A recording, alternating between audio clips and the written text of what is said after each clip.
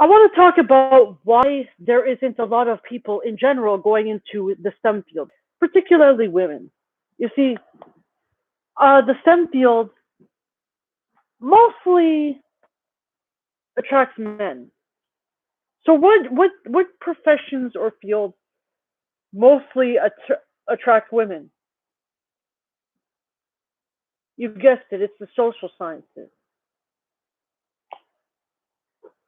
You see, we saved the real sciences for men, like the engineering, the math, the chemistries, the biologies, and we basically left all the fake, the faux sciences for the women. And why don't men want to go into the social sciences? One, because social sciences, particularly sociology, puts this idea in women's heads that it's perfectly okay for them to make false rape accusations. This is primarily why men don't want to go into social sciences. What incentive do we give men to? You see, we're giving women all the power.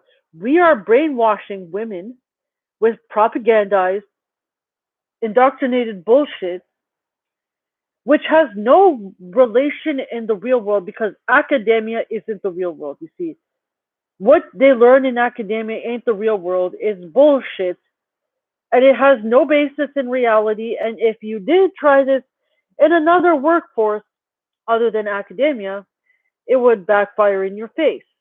You see, sociology as a degree teaches women that it's okay to make false rape accusations, you see, but it's not okay to go onto YouTube and basically make your criticisms why this could be A, offensive to people who've actually been victims of crime, and B, it makes it more difficult for people, particularly men and people who are in the LGBTQ community, to come forward to the police about crimes that have been committed against them. You think that people in the LGBTQ community haven't experienced sexual harassment, spreading innuendo about someone's sexuality, forcing them to come out, catcalling them, name calling them pet names, calling them names of endearment, all kinds of stuff they experience on a daily basis, yet their harassment isn't taken as seriously or seen as actual forms of harassment.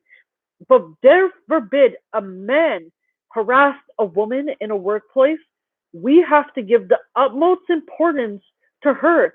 Yet other victims in other communities are treated like they're not as important or not as valuable as other victims, particularly women.